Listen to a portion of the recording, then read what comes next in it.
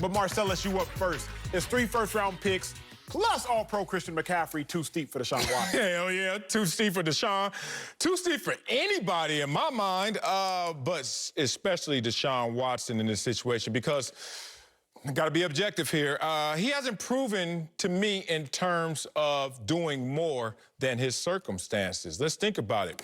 His circumstances with the Houston Texans and the 29-27 overall record and the 2 playoff appearances and the 1 playoff win is exactly the same record and the same number of playoff appearances they had in the 4 years prior to Deshaun Watson. So if you're not going to be greater than your circumstances, no matter how great you are individually, I can't give up 3 first-rounders, 3 different potential position players that can have impact, and a bona fide star in our league in Christian McCaffrey. I understand the injury concerns and the injury issues last year, but I'm not giving up something proven and 3 potential impact players for Deshaun Watson, who right now hasn't showed me just yet that he is that type of impact player for the team's success. I remind everyone that Deshaun Watson got snatched up 24 to donut in the playoffs by Patrick Mahomes, who ends up getting lapped by a 43-year-old next year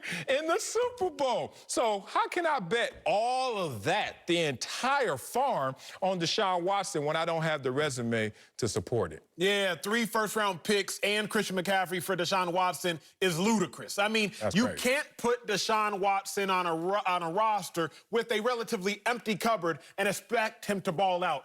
Let me clear a misconception up early on before we continue to run with this. Let's go. The Buccaneers did not just insert Tom Brady, and all of a sudden the Buccaneers went from 7-9 to Super Bowl champions. They added Rob Gronkowski, Hall of Famer. Antonio Brown, Hall of Famer. Leonard Fournette, first-round pick at running back. And then they won the Super Bowl. Because in the Super Bowl, who scored the Buccaneers touchdowns? Hall of Famer, Rob Gronkowski. Hall of Famer, Antonio Brown. First-round pick, Leonard Fournette. So it wasn't just plug Tom Brady, insert Tom Brady to an exactly identical roster and win. It was insert incredibly talented quarterback with a loaded cupboard and then win. Don't go and get Deshaun Watson if you ain't got nothing out there with him to play with. I understand Robbie Anderson. I understand DJ Moore. I get all that. But you're going to need more than that to make legitimate noise in that conference. Oh, man, you guys are over there hanging on to them picks.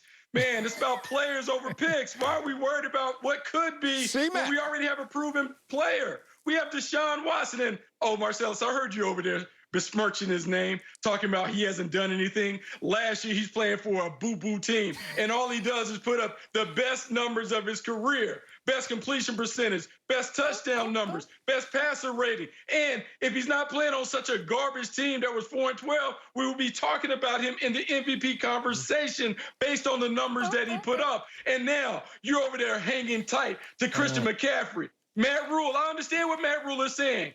How can I miss what I never had? Christian McCaffrey wasn't even on the field last year for him. So to give up 3 possibles for Deshaun Watson, a proven top 5 quarterback, you have to do that. But I know what I'm doing. I'm sitting at the table with 2 guys who must have never played spades before. Because Deshaun Watson is the big joker. I'm horrible. He's the big joker. You're over there throwing out clubs and hearts and diamonds. Look, you have an opportunity to get a franchise quarterback, a quarterback that can net you back a Super Bowl. Because we've seen, unless you have a top guy, it is hard to compete in the winner's circle for a Super Bowl. You can talk about Nick Foles. You can throw out Joe Flacco. You can throw out Trent Dilfer. But if you don't have a guy, you're not hoisting the trophy. Matt Rule and David Tepper understand that. That's why they're willing to give it all for Deshaun Watson. No.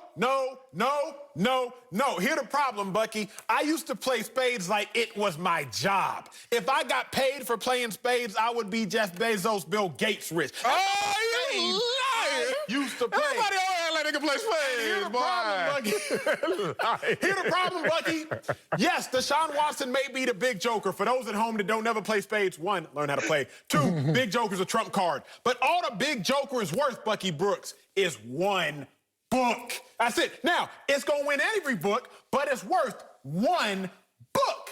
Now, Deshaun Watson, you got to get to the Super Bowl for us to play that Deshaun Watson big joker card, and that mean nothing. But I'm not going to trade my ace of clubs, my ace of spades, my ace of diamonds, my ace of hearts for one big joker. Because it's just what, Bucky Brooks? It's one book.